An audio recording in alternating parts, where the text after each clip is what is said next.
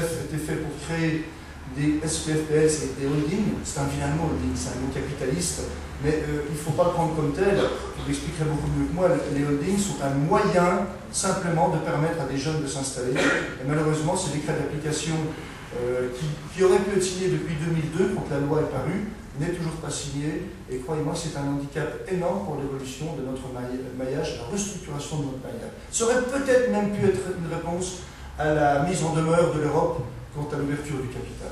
Je dis bien peut-être. Ça aurait pu être un outil, on ne l'a pas utilisé. Ça n'aurait peut-être pas suffi, je ne sais pas. Mais une chose est certaine, cet outil-là, on ne l'a pas utilisé. Et la deuxième c'est l'ouverture du capital. Parce qu'une coopérative telle que la nôtre, qui est une vraie entreprise, on a quand même 170 salariés qui travaillent chez nous. Cette coopérative a des moyens financiers, elle n'appartient qu'à des pharmaciens d'officine, exclusivement, tous en exercice. Et cette coopérative, si le capital s'ouvrait, serait à même, et je vous assure que le montage, je vous l'ai dit, on l'a, cette coopérative serait à même de permettre à des jeunes pharmaciens de s'installer dans des situations financières qui seraient peut-être plus faciles que celles qu'ils connaissent actuellement. Donc, opportunité ou menace, bien sûr qu'on ne sait pas, mais il peut y avoir des opportunités intéressantes pour l'avenir de la profession, et croyez bien qu'on y travaille. Et celle de l'installation des jeunes, pour nous, est capitale. La solution, on l'a. Merci pour votre attention. Merci, monsieur Louis. Nous allons maintenant passer la parole à monsieur Arnaud, président du Conseil de l'Ordre des pharmaciens. Bonsoir. Bien, je voulais tout de suite peut-être rectifier ce que vous avez dit, madame, au début, en parlant de la mise en demeure, que tout était le maillage, le monopole, etc., était contesté. C'est pas vrai du tout. C'est sur les capitaux qu'on est mis en demeure, non pas sur le maillage et le monopole. Donc ça, il faut bien le préciser. Et bien évidemment, je voulais aussi, monsieur de l'Étoile, il y a eu un certain nombre de propos qui m'ont choqué. C'est bon, oui. Bon, je ne vais pas pouvoir tout reprendre, mais enfin, quand on parle d'orientation commerciale, c'est tout de même, pour un représentant de l'ordre, c'est tout de même un peu difficile, alors que tout est fait depuis des mois et des années pour améliorer, augmenter la qualité de notre exercice. On a encore vu tout récemment l'ouverture d'un cycle éco, évaluation de la qualité à l'officine, et puis ce n'est que la dernière chose, la dernière action, mais toute la démarche qu'on peut faire, c'est la qualité, aussi bien l'opinion pharmaceutique, enfin l'ETP, etc.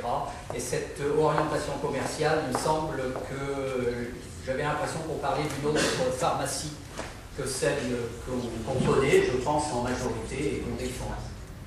Alors, quant à l'abandon du numerus clausus, je ne peux pas laisser passer ça non plus, alors qu'on vient d'être conforté par le ministère quand même. Et que le numerus clausus, je crois que c'est parce que vous n'êtes pas pharmacien, vous n'avez peut-être pas bien compris ce qu'était le numerus clausus. Ce n'est pas quelque chose qui protège le pharmacien d'officine, mais bien évidemment le malade, le patient. Et ça, il ne faut pas l'oublier que dans toutes les discussions actuelles, le patient est au centre de toutes nos préoccupations. Et aussi bien le patient, et d'ailleurs, nous consultons tout à fait régulièrement les associations de consommateurs, et ça, c'est extrêmement important, et je pense que la suppression du numerus clausus a permis tout de même de préserver notre maillage. Ça a permis d'avoir des pharmacies dans toute la France. Je crois que c'est 6 minutes, il n'y a pas de pharmacie à plus de 6 minutes. La personne la plus éloignée est à 6 minutes maximum. Les médecins, je pense, ont réfléchi beaucoup et ils n'auraient peut-être pas les problèmes qu'ils ont actuellement.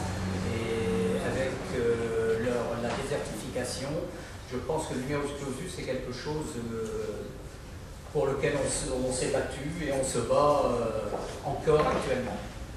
Alors je vais être moins long tout de même que vous, et je pense que compte tenu du contexte européen, comme on l'a signalé aujourd'hui, et il est apparu, bien évidemment, on n'a pas attendu d'avoir des menaces, parce qu'il y a longtemps qu'on y travaille, et de même que pour les jeunes, il est apparu essentiel de faciliter l'accès à la pharmacie d'officine à des non-titulaires. Alors notamment par la prise de participation dans des sociétés exploitant un fonds d'officine.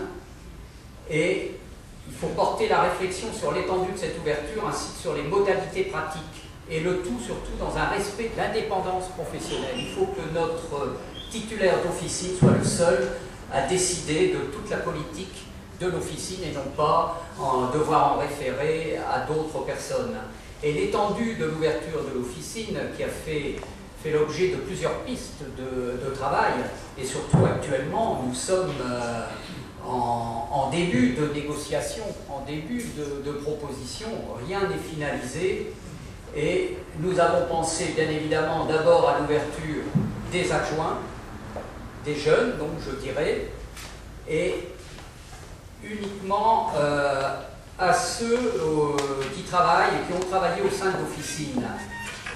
Par là, on entend les retraités, par exemple, anciens titulaires d'officine, pourquoi pas. Ce sont des pistes, hein, il n'y a rien d'arrêté, tout est à l'étude, en négociation.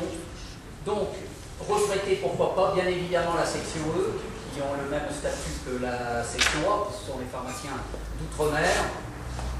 Et je pense que c'est quelque chose qui serait intéressant à ouvrir sur le capital de la pharmacie. Donc, retraités, adjoints, pourquoi pas. Là, nous sommes au début des négociations, ce sont des pistes d'ouverture, et je pense que là, nous travaillons aussi bien avec les syndicats, avec les différentes sections de l'ordre, et je pense que c'est toujours dans le respect de l'indépendance professionnelle, c'est-à-dire en finalité le patient qui est au centre de nos préoccupations.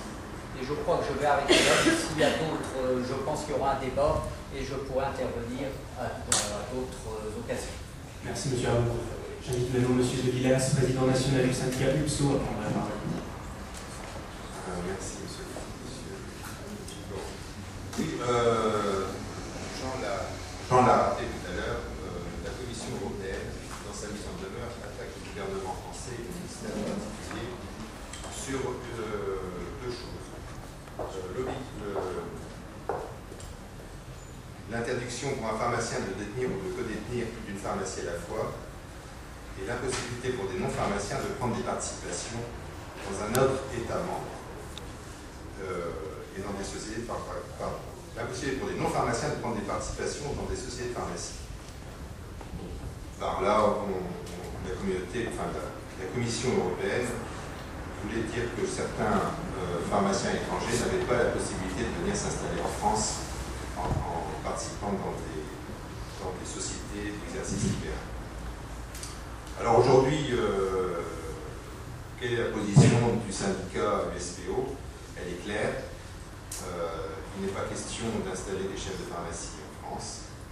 Il n'est pas question que des non-pharmaciens soient partie prenante dans le capital des officines. C'est pour nous deux points qui sont absolument fondamentaux. Et là, évidemment, je vais un peu désavouer M. de l'Étoile. Pourquoi? Parce qu'il y a des conflits d'intérêts. Il y a un conflit d'intérêts quand comme ça s'est passé en Lettonie et en Roumanie, le pharmacien n'est pas propriétaire. Les relations entre le propriétaire et l'employé ne sont plus tout à fait les mêmes. Vous savez bien que dans certaines pharmacies, pour développer le chiffre d'affaires, pour améliorer la rentabilité, on donne des primes aux préparateurs, personnels, pour augmenter la rentabilité de l'entreprise. C'est une démarche très capitalistique. Or, le métier de pharmacien